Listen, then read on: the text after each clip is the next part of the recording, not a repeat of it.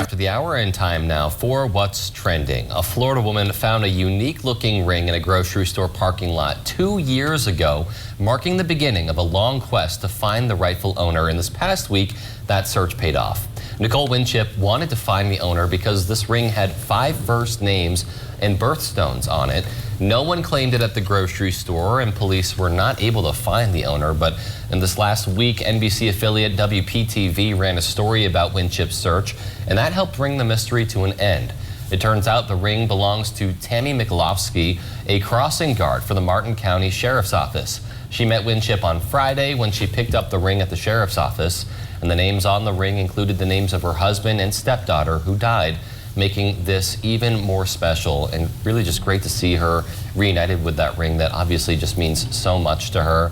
You know, it's unique, it's personalized, and it's really great. You know, it's just all around kind of feel-good story that, you know, nobody claimed that ring who, you know, it wasn't theirs. And, you know, even though after all that time, I feel, you know, she kept the search going, and she kept trying to find this person, and, you know, finally it happened. Yeah, that's what I was going to say. I mean, that was the really, the one thing that really just made my little heartstrings tug a little bit, is that they just never gave up. And, you know, I'm just so happy that it's back to its owner, because that's obviously extremely special. Yeah, I mean, a wedding ring like that, or it's a valuable ring in general, though. I mean, something that's just so valuable to you, and then you lose it, and it just becomes heartbreaking. And then once you find it, even years later like that, I mean, this probably just makes it even more special, even after the time has passed. Sure. Yeah. Well, speaking of something very powerful, the power of social media is playing out once again in a huge way. A beloved piano player at Atlanta's airport gets the tip of a lifetime. A corner of Concourse A at Hartsfield-Jackson International Airport may be the most joyful part of the whole place, thanks to Tony Carter. He's been playing there for at least 7 years, or for the last 7 years. Then along his journey, he met someone special, which is Carlos Whitaker. Tony told Carlos he's on dialysis 9 hours a night, wakes up every morning, and plays the piano for 4 hours. So Whitaker reached out to his followers on social media, and within a few minutes, the tip reached $10,000. Within a few hours, it reached $60,000. When Whitaker finally made the big reveal, Carter seemed at first to not believe him, and then he bursted into tears.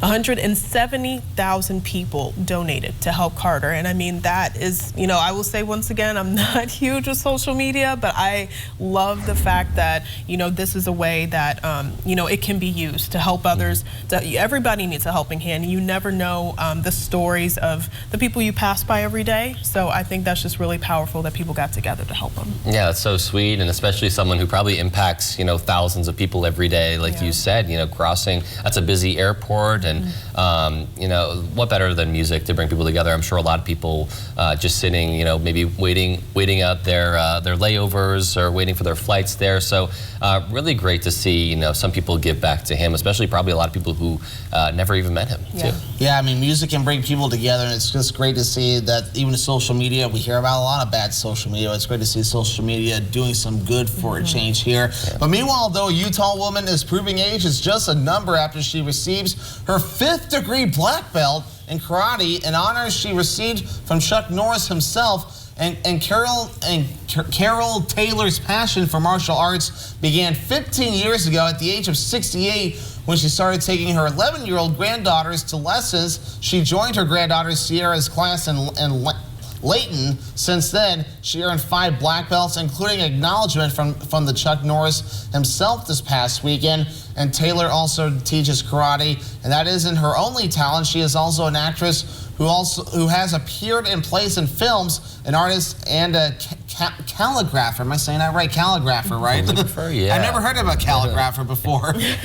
I think it's calligrapher there. But either way, you know what? I want to see her, this karate master older woman, show up in like in some kind of action film and just be like a final boss or something that you have to get through, because she seems pretty awesome. You know, I think that, I don't know what she acts in, but I'm gonna have to look that up now. Yeah, she looks so sweet too. Yeah, right? I would love to just talk to her about that, but you never know when you're gonna find a new interest in your life. So I think that's so cool that, you know, just started with her daughter's karate lessons. Yeah, and she started picking up martial arts at, I think it was 68. Yeah. So it doesn't have to be young. Like you get the impression a lot of times that you have to be very young or something like that, and a lot of times you don't have to be, and to stay active, and you never know. I mean, you can stay active for a long time and things.